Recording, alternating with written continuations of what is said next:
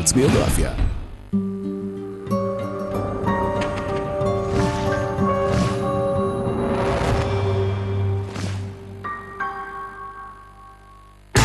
She took the indie film world by storm by the age of 12. She had this freshness and this exuberance about her. It became like my passion. You know, I loved to do it, and I was obsessed with it. To become one of the most mesmerizing actors in Hollywood. She just has that magnetism. And then when you meet her, I mean, she's so down to earth. And one of its most alluring stars. At first when I saw her in that Black Widow suit, it was a little distracting, and I was like, wow, are we gonna really be able to do this? From the very start, Scarlett Johansson played by her own rules. Scarlett Johansson, 9. From her early struggle just to get noticed. Because she had this kind of husky voice, Scarlett was often overlooked. To her creative battles with high-powered directors. You have to be on your toes when you're directing her because she's really smart. And her refusal to play along with the paparazzi. The whole of having people poke around your personal life and kind of take your private moments. Oh, it feels so awful. I can't imagine what could prepare one for that. Scarlett Johansson is outspoken, determined, and totally fearless. I'm an actor who wants to do everything.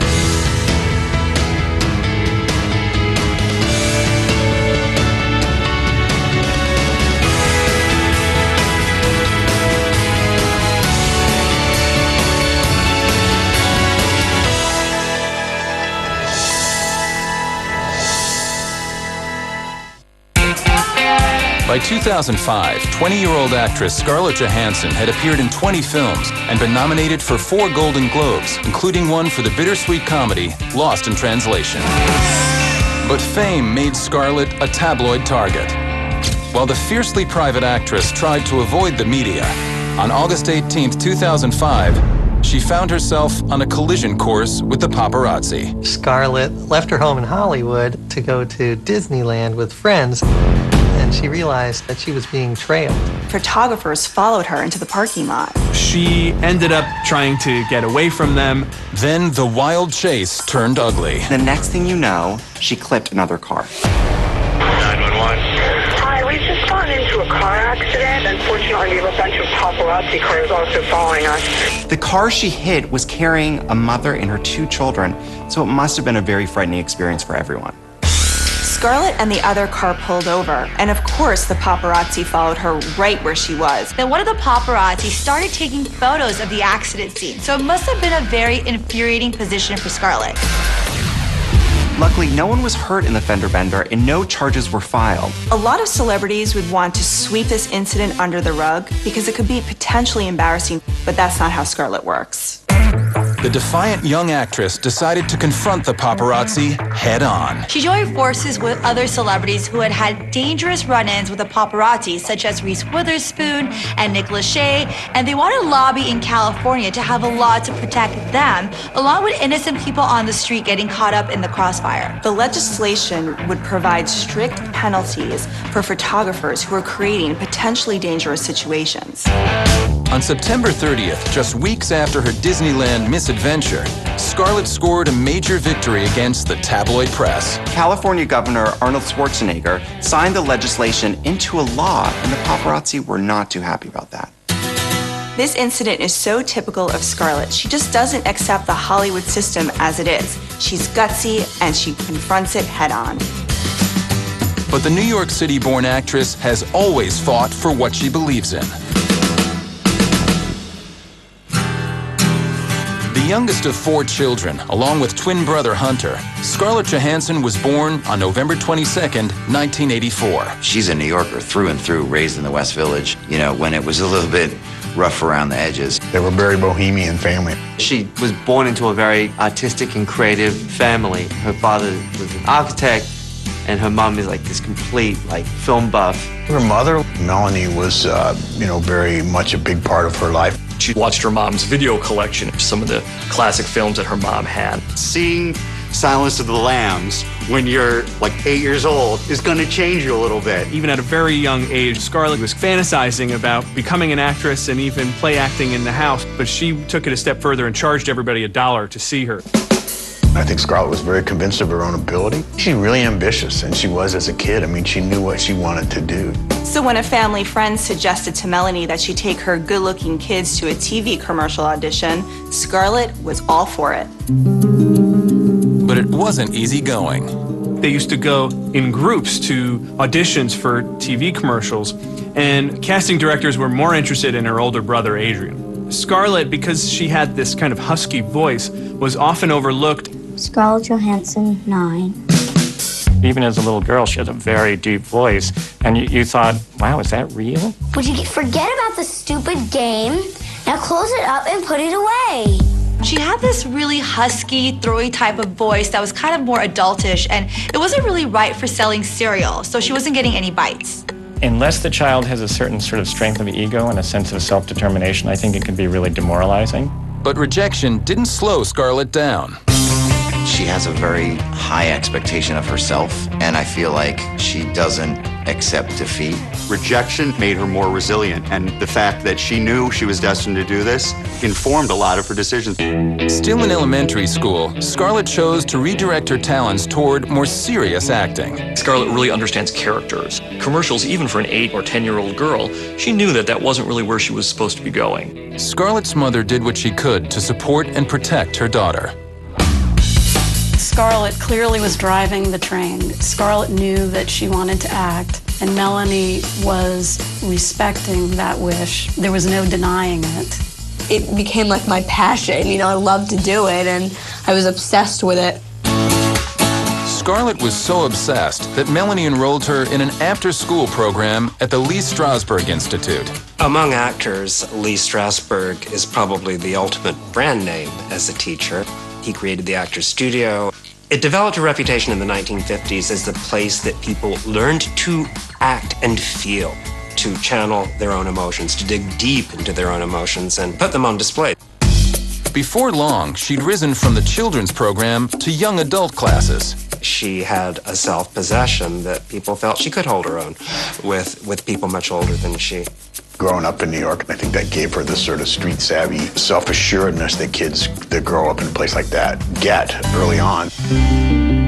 In 1993, the 8-year-old auditioned for an off-Broadway play, Sophistry. Sophistry is a play about the difficulty of knowing the truth in sexual relationships. It was about a group of college kids, and the allegation was that a professor had molested one of them. And while her husky voice had been a liability in the world of advertising, at the New Horizons Playhouse, it made Scarlett stand out. Her voice, for us, was an asset. You're seeing this little child, and you're expecting one sort of voice to come out, and this much more interesting voice comes out. It was a small part, but it was a great showcase, and she wasn't singing the Good Ship Lollipop. It was a fairly adult play.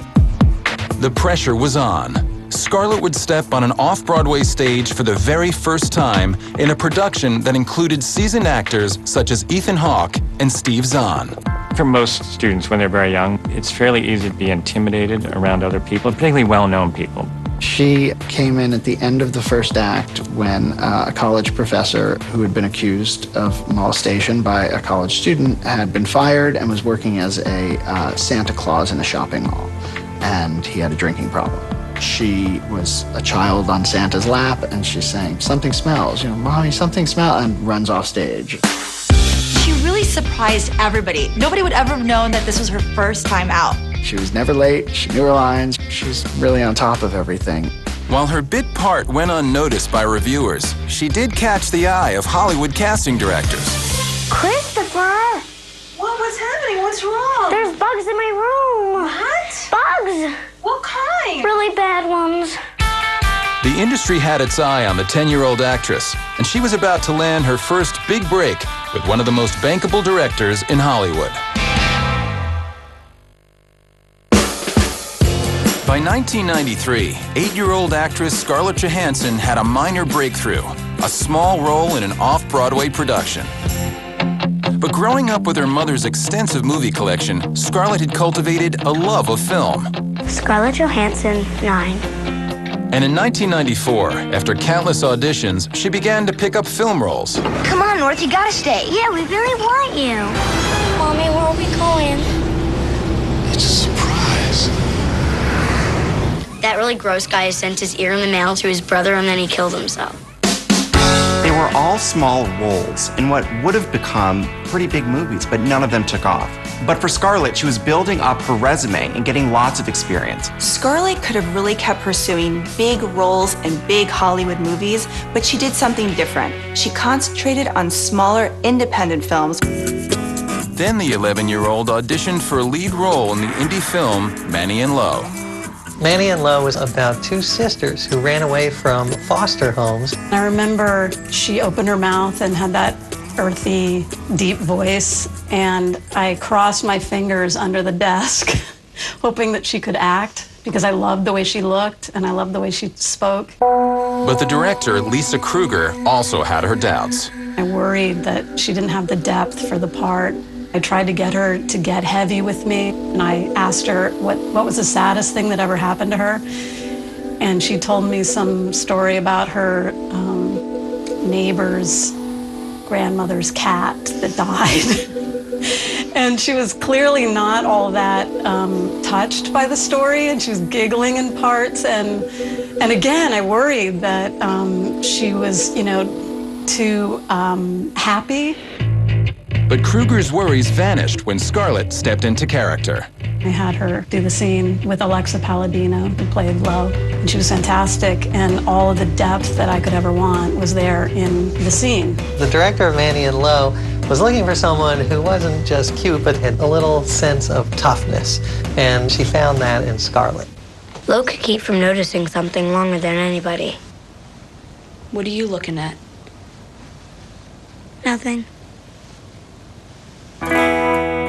Scarlett understood immediately that her relationship with Lo had to feel as if it had lasted for years. And so she would just hang around with Alexa and became actually very bonded with her and even a little protective of her. One time she asked to have a meeting with me to tell me that I was being a little too hard on Alexa. I remember thinking at the time that Scarlett's telling me that I'm being too hard on the older girl. Her maturity came through on screen as well. After Manny and Lo premiered on July 26, 1996, Scarlett was nominated for a prestigious Independent Spirit Award in the adult category. She's in there with Frances McDormand and Renee Zellweger. Though Scarlett lost to Frances McDormand, Manny and Lo kick-started her career, and she found herself in the running for a dream role. When Scarlett was in 8th grade, she auditioned for Parent Trap, and it went pretty far in the sequence, and she seemed very excited about it. It's about these twin girls who want to get their parents back together, and Scarlett would be taking on a double role. But after throwing herself into the audition, Scarlett lost out to another promising starlet. She ended up losing the role to Lindsay Lohan. This was the role she really wanted, and it was a huge disappointment. As typically Scarlett would do, didn't say too much other than she didn't get the part. She sort of took it in and sort of learned from it. She seemed more determined than ever that she was going to work harder at the next role she might get.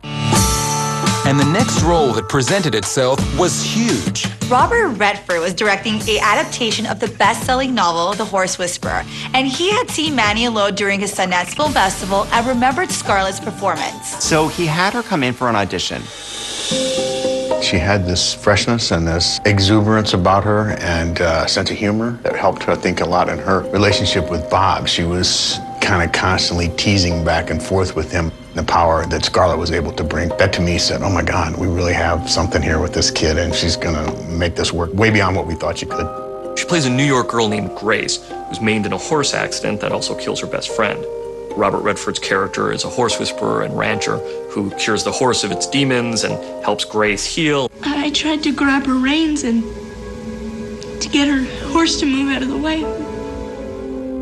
Bob worked really carefully with her, discussing the character and what the character was going through and trying to guide her with that. I think she felt he was very much like a mentor, like a teacher. It really helped me a lot because he would go through the story and go through the scenes and help me find my place. And it was wonderful. She would argue with Bob. I mean, he would give her a sense of direction, or they would be talking about a particular scene, and she wasn't afraid at all to speak up to him, and that's a daunting thing, a guy with that kind of legendary reputation. Robert Redford called her 13 going on 30 after working with her on The Horse Whisperer. You can see it in that movie. She's handling more adult emotions than I think a lot of kids at her age could have handled. The studio was so impressed that it singled her out in the opening credits. At the beginning of the film, it said, "Introducing Scarlett Johansson." A studio wants to be able to claim some ownership of that. They felt we were kind of introducing her to a larger world. In many ways, it was a sense of arrival for her. A role that really touched hearts. It ended up making about $185 million, which was a lot of money in 1998. I think a lot of that had to do with Scarlett's performance. In the wake of The Horse Whisperer, offers poured in, but Johansson did something unexpected. She turned most of them down. She would have so many scripts all the time. She investigated each of them. She thought carefully about each of them. This is around the time of American Pie and all the slasher movies like Scream. Scarlett got deluged with all these offers, but a lot of them were these silly teenage movies. A lot were Girl in Jeopardy. She says, she describes it as girls getting cut up. And she didn't want that. Scarlett was smart enough to realize and courageous enough to say, you know, I'm in high school. I don't have to support my family. I can wait until roles come along that I really want to do. You don't want to get stuck doing teen comedies. You don't, want to be the scream queen. Scarlett really did sacrifice huge paychecks, but she wanted to be on a film set where she could learn something. She said, well, it's kind of surfacey and it's not particularly interesting and it's not going to make me grow as an actor and I don't see why I would do it. Over the next 2 years, Scarlett said yes to only the most challenging roles. The kinds of movies she would do were, there was a Coen Brothers movie, The Man Who Wasn't There, Ghost World, a really cool indie film. Scarlett really got the indie film sensibility. This is something that she loved. She loved interesting characters. I thought that was real good. Yeah, I messed up a little bit on the agitato, but if nobody noticed, then it's okay. What happened to Seymour? I can't believe this. He actually scored. God, how repulsive. But Scarlett did something unexpected for an actress on the rise. She focused on being a normal teen and enjoying life at the Professional Children's School, a top New York institution for children in entertainment. The thing that struck me is that she participated fully in the life of the school. She had no sense of being a diva. If they were doing a senior prank day, she would do it. If they were going to tease a teacher about doing something, she would do it. Scarlett graduated high school in 2002 and had her sights set on college. In 2002, Scarlett applied to NYU's Tisch School of the Arts. She had a very good cumulative average. Her comments from her teachers were stunning. The college recommendation was lovely. That spring, the standout student received word from New York University. Scarlett was actually rejected. NYU Tisch at the time was concerned about what they perceived to be a very busy schedule. I think they made a really bad choice. To go to a prestigious school, get good grades, make multiple movies, and not get into the, school choice that you've always wanted to go to must have been a huge shock. I think there was certainly a sense of disappointment and a bit of befuddlement on all of our parts because she really was such an extraordinary student. Rejected by New York University, Scarlett was about to be embraced by a hot new director and claim the role that would transform her career. A big screen actor at age 10, by 19, Scarlett Johansson had worked with some of the most revered filmmakers, from Robert Redford to the Coen Brothers.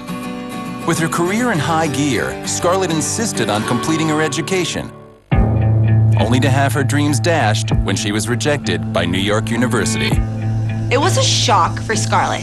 She was a good student and she didn't get to the school of her choice, but that didn't stop her. She decided to pick up herself, rededicate her career, and start getting roles more challenging as an actress. One such role arrived in 2003. She read the script for a film called Lost in Translation, and it's about this lonely woman living in Tokyo who has this, deep connection with an older man. She's always interested in different types of characters for women, strong women, that can be quite emotional at the same time. The director, Sofia Coppola, whose star was also on the rise.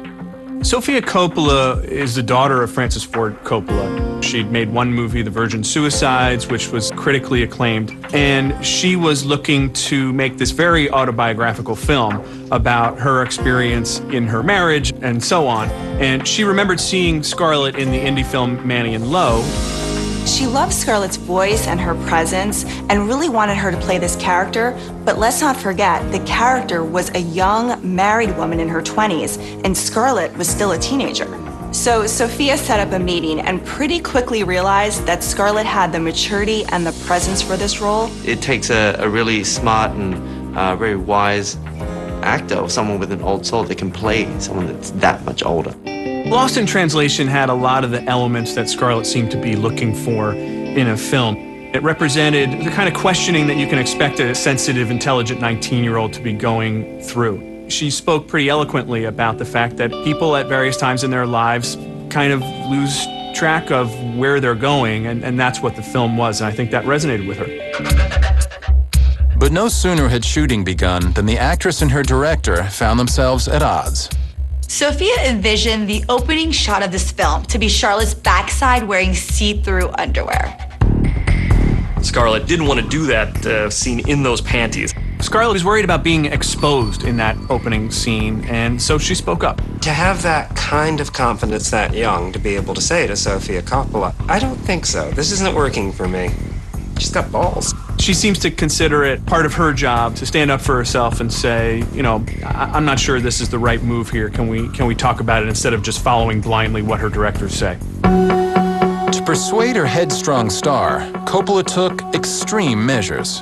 Sofia Coppola had to put them on and sort of convince her it was okay. It sort of says something about that even those little details, those little angles don't escape Scarlett. After seeing the director stage the shot, Scarlett was convinced that Coppola was right.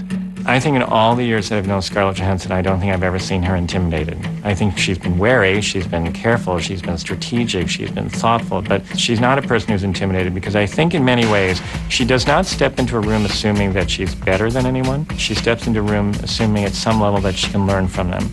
She ultimately did it, and that opening title sequence has gone down in history. You didn't feel she was just an object. The flesh was gorgeous, but she was someone who inhabited the flesh. Lost in Translation wasn't just an indie sensation, it was a surprise hit. Produced on a modest $4 million budget, it made almost $120 million worldwide and earned Scarlett her very first Golden Globe nomination for Best Actress. Lost in Translation is one of the crucial indie to mainstream hits of the last 20 years. It got Sofia Coppola a Best Screenplay Oscar. It launched Scarlett's career. Does it get easier? No. Yes. But with success came unwelcome attention from the Hollywood press. Years ago, I was interviewing her for one of her films, and she was commenting that her newfound fame at the time, she's about 21, prevented her from going out the way she used to. She said she has to put on a hoodie and sunglasses. When she blew up, it literally became like, anywhere she went, it was just absolute mayhem. She said that black cars and SUVs were parked outside of her house full of paparazzi. She was so upset she called the police, but there was nothing they could do. But Johansson was determined to keep the press out of her private life. After her incident, she helped pass the law against paparazzi. Once when she was being hounded, she scribbled on a piece of paper, "I am being harassed," and held it up. It was rare to find a shot of Scarlett where she wasn't hiding her face or trying to obscure her identity. Even when she granted an interview, Scarlett revealed very little about her private life. I kept asking her all these questions because that's my job. And Scarlett, at one point, grabbed the notebook from me and started asking me questions about my personal life, about my sex life. And she's like, "How does this feel?" And I was like, "Well, this has never happened to me before." She really has been adamant throughout her career that her personal life should stay personal. It's private. She'll talk about her work. She'll show you what's on screen, and that's it. The media was obsessed, and so were moviegoers. It wasn't long before another industry was eager to capitalize on Scarlett Johansson's fame.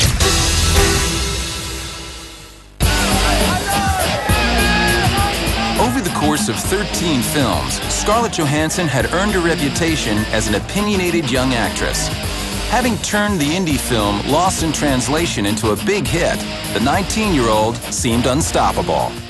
Lost in Translation is the movie that made her into sort of a sex symbol. She had grown into this gorgeous young woman in this kind of va-va-voom character. After Lost in Translation, she had many roles that came to her where she really oozed sensuality. So why are you still talking? What are you doing today? Oh, I thought I'd go down to the quarter, look for a job. I haven't tried there yet.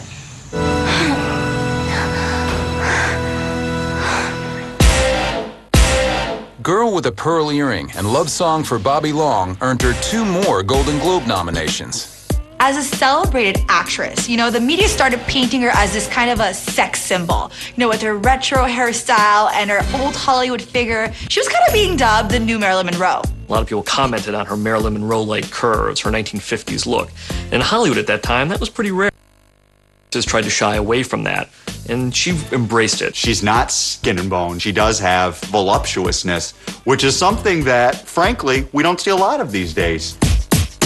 So it was no surprise when some of the fashion world's most prestigious names hired her to represent their brands. You couldn't find any bigger names in fashion than Calvin Klein, Louis Vuitton, and Dolce & Gabbana. They all wanted to work with her. It helped solidify her as a glamorous, sexy Hollywood star. She became the ultimate sex symbol.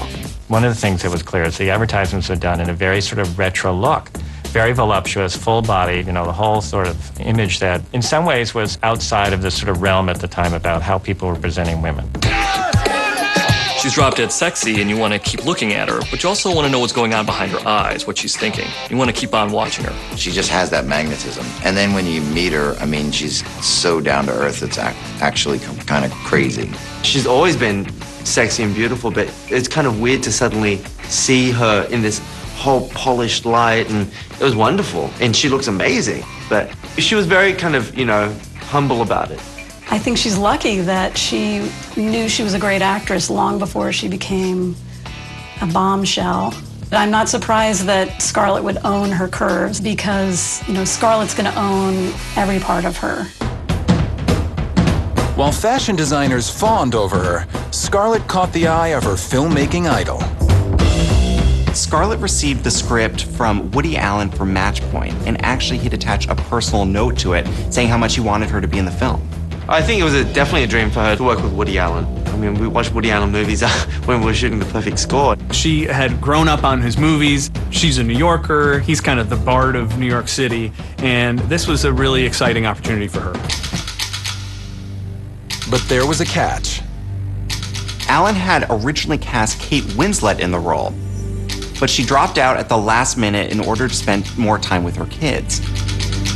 As a new addition to the cast, Scarlett would have just 1 week to prepare for the role.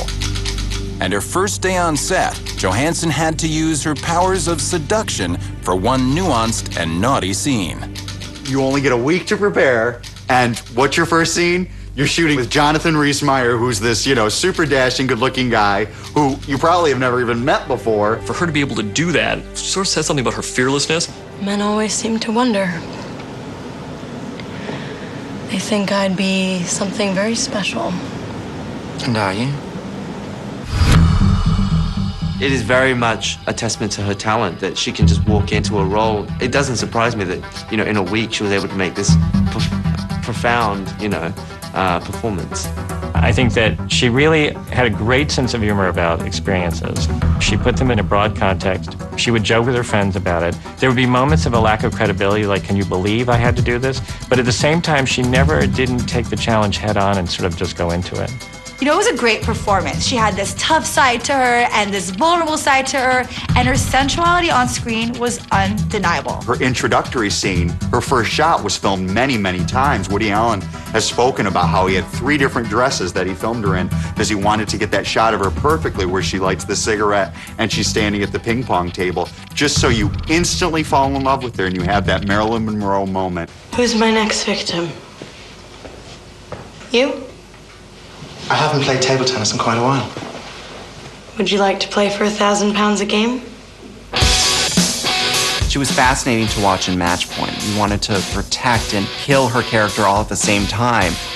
And her celebrated director was also impressed. Being that they were both from New York, they really did get each other's sensibilities. Match Point was a career changer for Allen, thanks to his stunning young star. His last big box office hit was 1986's Hannah and Her Sisters. Suddenly, Match Point comes around, and she becomes the face of his comeback. She really re-energizes Woody Allen. Match Point was a huge success, his biggest success in years. It made $85 million. and earned her her 4th Golden Globe nomination for Best Actress. Yet again, Scarlett had turned an independent film into a box office smash. But her next outing would take her in a surprising new direction.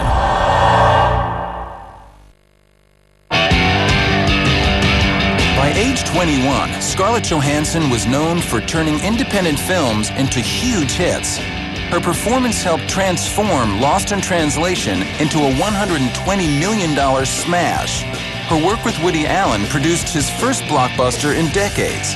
And while she'd found success in smaller films, Scarlett wasn't about to be pigeonholed. Of course, as any creative person, you don't want to be stuck in a box. You know, somebody saying, well, you only fit in the young, passive ingenue category. She obviously wanted to break out of that box a little bit, and one way to do that was just to do a really big action movie, and there's nobody bigger, in a sense, than Michael Bay. In the summer of 2004, Scarlett was offered the lead role in Bay's newest sci-fi flick, The Island. The script was about a future world where rich people clone themselves to get new body parts. In the film, Scarlett was one of the clones who revolts. Everything about the story was fantastic. I wanted to be a part of it. For Michael Bay to cast Scarlett Johansson as the lead in a $125 million action movie is a pretty big leap of faith. This was an actress who had mainly been in smaller films, but he saw something in her. No one is touching me. But Scarlett wasn't only tough on camera. The outspoken actress locked horns, and Michael Bay was not to be trifled with. Michael Bay is not known for running away from a fight. He's kind of a militant guy. He's pretty feisty himself. She wasn't intimidated by him. She actually had it out with him over a wardrobe decision, which she felt was all wrong. There's a scene where Scarlett has to wake up in the morning. Michael said, I want you to wear this sexy black bra in this scene. Scarlett said, I don't think that makes sense for my character. You have to be on your toes when you're directing her because she's really smart, and you don't want to be caught out saying a bunch of BS. Scarlett explained that women just don't wear bras when they go to sleep. It's just not normal. She was willing to sort of sacrifice a little bit of modesty for a little bit of more reality. Michael Bay had to sort of fight her and say, this is a PG-13 movie, you can't be topless, and she said, well, let's pull up the covers. To argue with Michael Bay on the set of an $125 million movie about your wardrobe, it was risky. We're the director of so many of these huge blockbuster movies, and you're this 20-something-year-old, you know, who's she? In the end, Bay prevailed because he's the kind of director who gets his way. But if you look at the shot and the way it's edited, you can barely see the bra.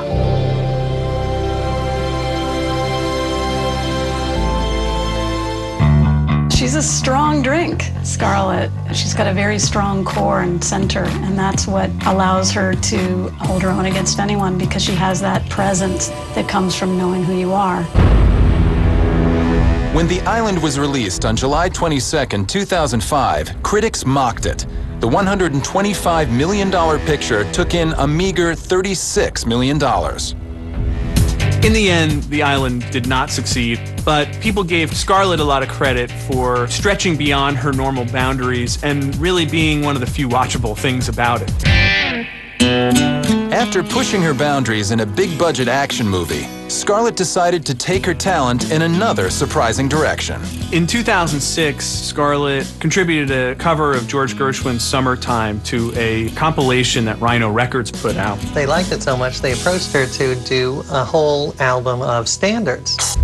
She thought about it and said, you know what, I'd rather do a whole album of songs by somebody that I'm really passionate about. And that artist was Tom Waits. Tom Waits is one of our greatest singer-songwriters. He is extremely unusual. His voice, his subject matter, this was like something I was like, oh my God, that's impossible. I thought it was incredibly risky, and I think that she kind of thrives in that scenario. We were up against the odds. He's probably the most difficult person to cover. This time the risk did not pay off. The album Anywhere I Lay My Head sold only a few thousand copies and garnered scathing reviews. Well, just like you might expect, you know, Scarlett's vocal styling was hushed, husky, kind of like sexy. You know, she didn't have the strongest voice in the world. We kind of knew going into it that a lot of people wouldn't give it a chance just because you don't want to give an actress who already has so many opportunities another opportunity. The album obviously had some negative press, and the thing about Scarlett that is really fascinating is that this is a person who sets a goal for herself, works really hard on it, perceives that everyone can do better if they work harder and harder at it. And that's exactly what Scarlett did. You know, a lot of actors have had their hand in music and they failed and they just threw in the towel. But Scarlett Johansson was not going to let bad reviews stop her. She paired up with old friend musician Pete Yorn on a collection of new songs. The result was Breakup, an album of all original material. Critics thought her album of duets was much better. Her voice seemed to mix seamlessly in with Pete Yorn's. While her collaboration with Pete Yorn had taken Scarlett down a new creative path, her fellow actor was of a more personal nature.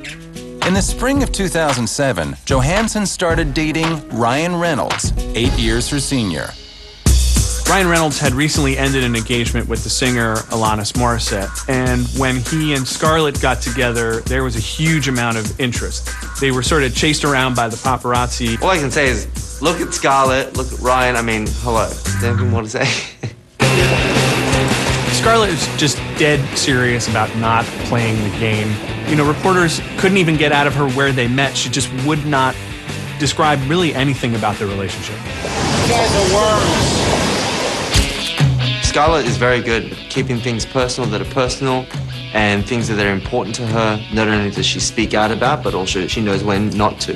The whole shock and horror of having people poke around your personal life and kind of take your private moments. Oh, it feels so awful. I can't imagine what could prepare one for that. While she kept the media at arm's length, Scarlett's next move would find her at odds with fellow actors.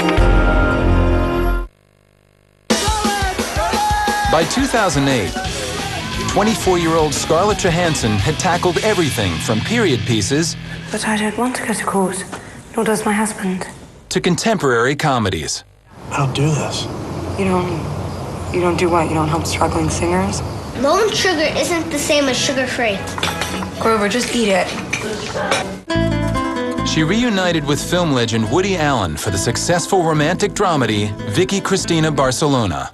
I'm a big girl, okay? If I want to sleep with him, I will. If not, I won't. And all the while, the paparazzi was in hot pursuit. When she was shooting Barcelona, I was there and I was like, hey, we should go out. And she said, oh, it's ridiculous. Like every time I leave the set, it's just a mess, like paparazzi and all this garbage. So I rented a Vespa and I got a big, giant black Darth Vader helmet. All the paparazzi was outside, but they were not expecting her to come in this really ugly helmet on this bike, and we just rode right past them, and it was the first time that she'd actually gotten out into Barcelona to see the city without any, jibber jabber. Johansson also took pains to guard her romance with fellow actor Ryan Reynolds, especially as it grew more serious. She and Ryan Reynolds started dating in the spring of 2007, and after a year, they got engaged. It was a pretty short engagement, just about 3 months. They married in Reynolds' hometown, Vancouver, on September 27th, 2008. That everyone didn't know about Scarlett and Ryan's wedding. There aren't pictures of the event like these big celebrity weddings. That is a masterful achievement. But the tabloids were relentless. If they couldn't penetrate her personal life, they'd find another angle.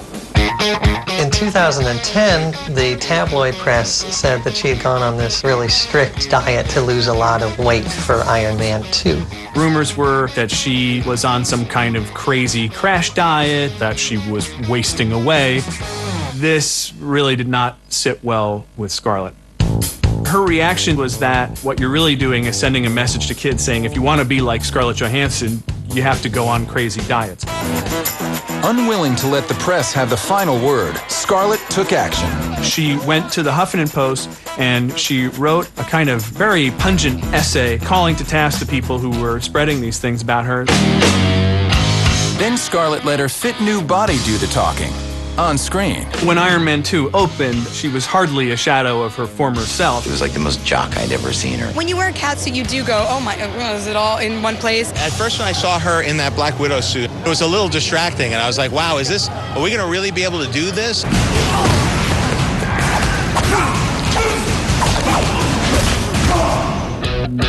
Iron Iron Man 2 was a big hit. It made $310 million. Scarlett had proven that she was blockbuster material, but rather than return to the big screen, she went back to her roots, live theater. She could have easily parlayed Iron Man into a string of action movies making a hefty fortune, but Scarlett always follows her own heart. In 2009, she was asked to star in a revival of an American theater masterpiece. View from the Bridge is a 1956 play by the great Arthur Miller, one of America's greatest playwrights. The couple, Liev Schreiber and Jessica Hecht, raised their niece as their daughter. Scarlett was offered the role of Catherine, the 17-year-old niece that Liev Schreiber becomes sexually obsessed with. It was a tempting offer, a classic role on Broadway, but Scarlett had reservations. Initially, really didn't feel this was the right play for me. Just felt that I was too old and felt that I was kind of past that sort of time. But after a period of soul-searching, the actress agreed to take the part. I gradually realized that because I could relate to that, I think because I had some perspective on that time of my life as a 17-year-old woman, as we're now calling her, a girl woman. Yes, I thought that maybe I had and did indeed have somebody to contribute. But soon after accepting the part, the Hollywood star found herself at odds with her peers on Broadway. Broadway producers have developed this sort of addiction on Hollywood actors as a way to get people to buy tickets. It's something that is understandably very frustrating for actors who spent their whole careers on the stage. And so when Scarlett came in to do A View from the Bridge, she found herself sort of in the middle of this controversy. Scarlett addressed this new controversy head-on, giving an in-depth interview to the Broadway press. For an A-list star or any Hollywood star getting a role purely based on their name, that's obscene. And Scarlett said as much. It sort of gave her goodwill that she might not have had otherwise. But I also think she believed it. She's fairly careful when she makes her public statements, but she's also sincere. But on January 24th, 2010, Scarlett would have to prove she had what it took to command a Broadway stage. We were all so worried that Scarlett was going to be nervous. But she was unflappable. It was the weirdest thing in the world. She was Miss Cool. I've seen many productions of that play. She was the best in that role I've ever seen. Look, I'm not telling you what to do. No, you can tell me, B. Gee, I'm all mixed up. See, you look so sad now and it hurts me. Scarlett kind of proved the critics wrong in the end. She was not only nominated, but won the Tony for Best Featured Actress in a Play. To be welcomed into the community the way that I was, it was just, I have to say, incredibly touching, and I feel unbelievably fortunate for that. At the Tony Awards after party, Scarlett couldn't conceal her pride. She was on top of the world. She was with her friends, and Ryan was there. You could see how proud Ryan was. No one was more aware of how much work had gone into this. That award was, I'm sure, a great moment. But it would be one of the couple's last moments together in public. In December 2010, Ryan Reynolds and Scarlett got divorced as quietly as they got married. They didn't talk about it in the press. They had been together almost 3 years. You know, it was difficult, but what I loved about her is that she really kept her own. She really kept her cool. She certainly shared that part of her life with people she was close to, but everybody who knew her knew that that was off limits because she really wanted to be protective of her emotions and his emotions. Despite constant intrusions from the Hollywood media, Scarlett has managed to focus on her career. After almost 2 decades in acting, she continues to take on challenging roles and follow her own path. She's a very special actress. I don't know anyone who doesn't want to work with Scarlett. I really can see in the choices that she's making that she's going to have a really interesting career because A, she's incredibly smart, and B, she's not going to give that much of a damn about what other people think. Anything she wants to do, she will do in a thoughtful, strategic, and probably kick-ass way. She's a person who's going to touch hearts and touch souls in her performances. What drives her is new challenges, new roles, but doing them in a way that feels true to her. I'm an actor who wants to do everything.